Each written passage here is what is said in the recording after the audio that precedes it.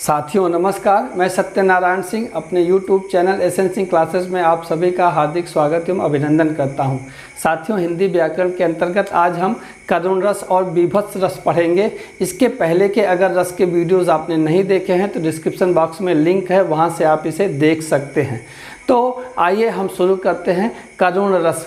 तो करुण रस क्या है? जब कोई हमारी प्रिय वस्तु होती है या प्रिय व्यक्ति होता है, उसके नष्ट हो जाने से या उसके ना रहने से या उसको नुकसान होने से, उसको कष्ट होने से हमारे मन में जो भाव उत्पन्न होता है उसे हम करुण रस कहते हैं।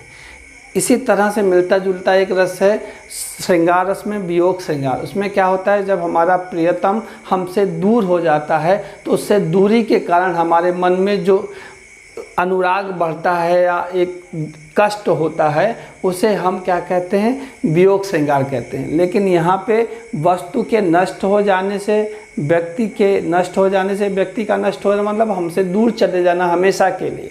और क्या है दूसरी चीज़ कि उसको कोई कष्ट पहुँचने से जो हमारे मन में दुख उत्पन्न होता है उसे हम करुण रस कहते हैं। और अगर परिभाषा के रूप में कहें तो शोक नामक स्थायी भाव जब विभाव, अनुभाव और संचारी भाव से परिणित होता है तो उसे हम क्या कहते हैं? करुण रस कहते हैं। रस के 4 अंग हैं, 4 अवयव हैं।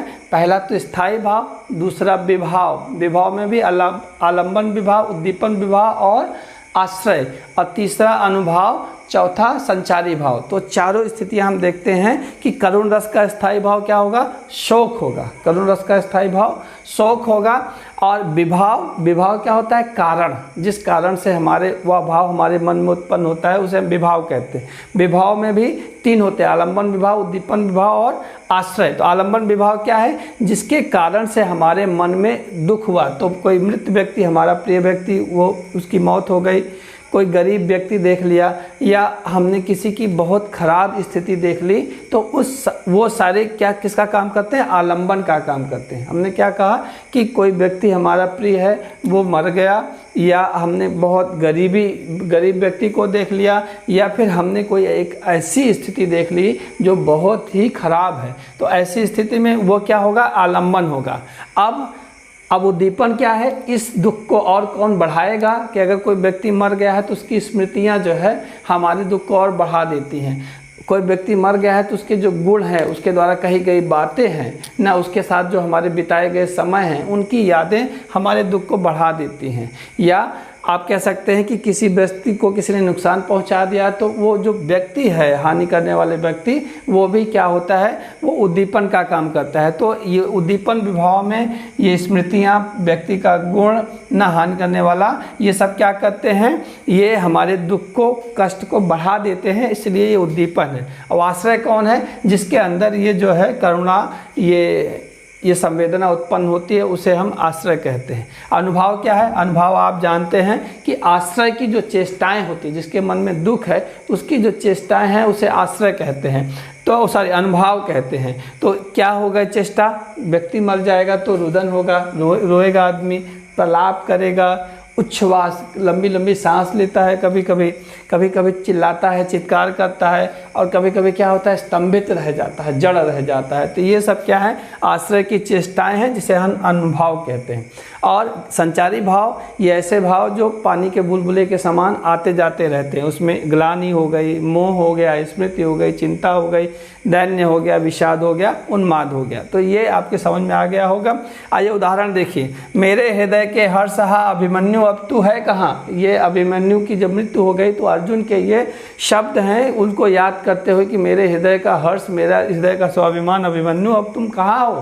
तो वो कष्ट हुआ। तो ये क्या है? करुण रस का उदाहरण है। एक और देखिए सुदामा की दीन दशा, करुणा करी के करुणा निधि रोए। जब सुदामा कृष्ण जी से मिलने जाते हैं और उनके पैरों में विवाहियाँ फटी रहती हैं, उसमें कांटे चुभे रहते हैं, तो और उनकी जो गरीबी की स्थिति थी कि धोती जो है एकदम मैली थी और वो भी जगह जगह से फटी थी, तो उनकी स्थिति को देख कर के भगवान श्री कृष्ण जो है उनकी आंखों से आंसू निकलने लगे। तो यहाँ पे एक करुण रस है।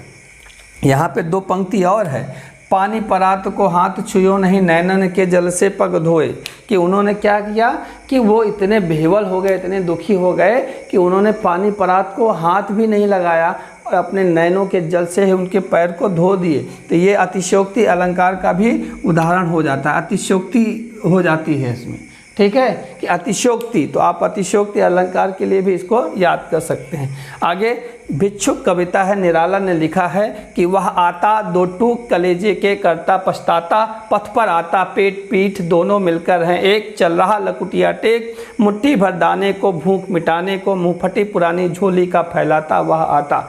भिक्षुक की बात की रही कि भिक्षुक क्या है, उसका जो है मतलब इतनी जर्जर अवस्था है कि मतलब उसका वर्णन नहीं किया सकता है। उसके पेट और पीठ दोनों मिलके एक हो गए हैं, और क्या है, लकुटी यानी लकड़ी थामे जो है वो चल रहा है, और मुट्ठी भर दाने के लिए सबके सामने अपनी झोली फैला रहा है ना। इसी तरह से भवानी जी दादा की एक कविता भी है, आज पानी गिर रहा है, बहुत पानी गिर रहा है, रात भर गिरता रहा है, प्राण मन गिरता रहा है ना। तो वो भी क्या है, किसकी, करुण रस की कविता है, वहाँ से भी आप उदाहरण दे सकते हैं। तो ये आपके समझ में आ गया होगा। आइए देखते हैं बीभत्स रस क्या है। बीभत्स रस क्या है, जब किसी वस्तु को देखें, किसी दृश्य को देखें और आपके मन में घृणा का भाव उत्पन्न हो जाए। किसी दृश्य को देख करके या वस्तु को देख करके आपके मन में घृणा का भाव हो गया तो वो बीभत्स रस हो गया। इसको घृणा को जुगुप्सा भी कहते हैं। तो आप कह सकते हैं कि इसका स्थायी भाव क्या है, जुगुप्सा। और अगर वैसी परिभाषा भी आप कह सकते हैं कि जब जुगुप्सा नामक स्थायी भाव अनुभाव विभाव संचारी भाव से संयुक्त होकर के रस रूप में परिणित होता है तो उसे हम बीभत्स रस कहते हैं। तो इसका स्थायी भाव क्या है, स्थायी भाव जुगुप्सा यानी घृणा है स्थायी भाव इसका। अब विभाव में 3, आलंबन उद्दीपन आश्रय। तो जुगुप्सा या घृणा हो गया स्थायी भाव। तो आलंबन विभाव क्या है कि मतलब किसकी वजह से ये घृणा हमारे मन में आएगी, शमशान का कोई दृश्य देख लिया तब हमारे मन में घृणा आ जाती है ना, रुधिर बहता देख लिया तब हमारे मन में आ जाता है, किसी का शव देख लिया तब हमारे मन में घृणा आ जाती है, कोई घिनौनी वस्तु देख ली, कोई कीड़ा पड़ा हुआ है जानवर उसके अंदर जो है बदबू मार रहा है, सड़ांध है, तो वहाँ भी हमारे मन में ये सब क्या है, आलंबन है ना। इनकी वजह से हमारे मन में घृणा उत्पन्न होती है। अच्छा, इस घृणा को और बढ़ाता कौन है, कैसे है, उसे उद्दीपन कहते हैं। जो बढ़ाएगा उसे उद्दीपन है। कैटालिसिस, मांस नोचे कोई जानवर उसका ना, तो वो उसको और देख के और मन गिनगिना जाता है एकदम।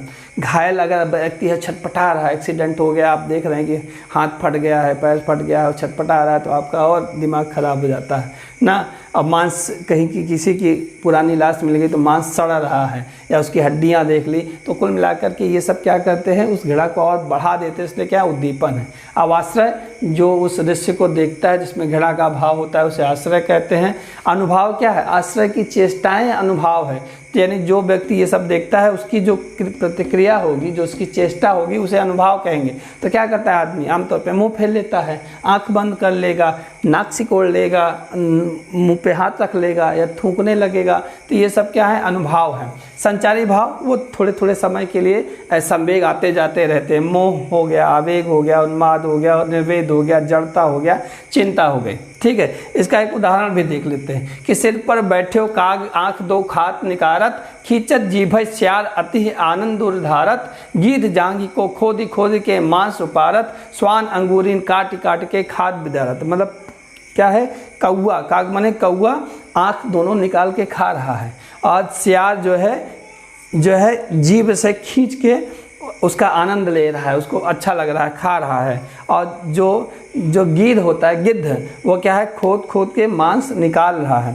और जो कुत्ता है वो अंगुलियों को काट काट के क्या है, इधर उधर फैला दे रहा है। तो ये देखिए कितना मतलब वर्णन है कि देख के ही सोच के घृणा लग जाएगी। इसी तरह से एक और है, आंखें निकाल, ये एग्जाम्पल हर जगह आता है इसीलिए मैंने ये वाला लिखा है। आंखें निकाल उड़ जाते, क्षण भर उड़कर आ जाते, उनकी बात कर रही है कौओं की ना।